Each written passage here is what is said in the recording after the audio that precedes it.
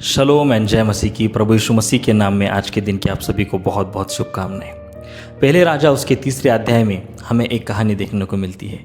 एक राजा था जिसके सामने जो है दो वेश्याएं अपनी एक समस्या लेकर आई। समस्या ऐसी थी कि दो वेश्याएं एक ही कमरे में रहती थी, दोनों को एक ही समय बच्चा हुआ, दोनों अपने बच्चे के साथ जी रही थी। लेकिन एक रात ऐसा हुआ कि एक स्त्री का बच्चा उसके शरीर के लपेटे में आके उसी रात मर गया। तो उसने मरे हुए बच्चे को जीवित बच्चे के साथ बदल कर दूसरे स्त्री के पास मरे हुए बच्चे को छोड़ दिया। जब दूसरे दिन भोर के समय दूसरी स्त्री उठी, बच्चे को दूध पिलाने गई तो देखा बच्चा मरा हुआ है और पहचाना कि ये मेरा बच्चा नहीं है। ये समस्या प्रश्न आके पहुंचा राजा के सामने। तो राजा से दोनों कहने लगे कि जीवित बच्चा मेरा है।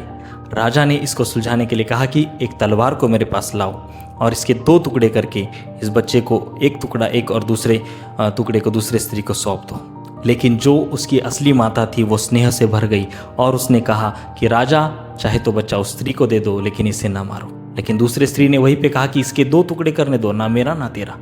तो राजा ने कहा कि पहली स्त्री को इस बच्चे को सौंप दो क्योंकि यही इसकी माता है।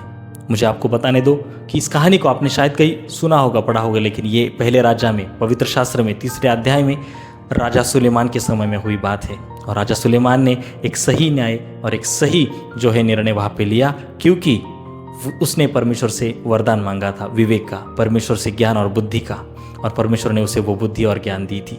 आज मैं आपको उत्साहित करना चाहता हूँ। कई बार हम परमेश्वर से सांसारिक बातों को मांगते हैं जिनका हमारे जीवन में कोई उपयोग नहीं है, ना कोई आवश्यकता है।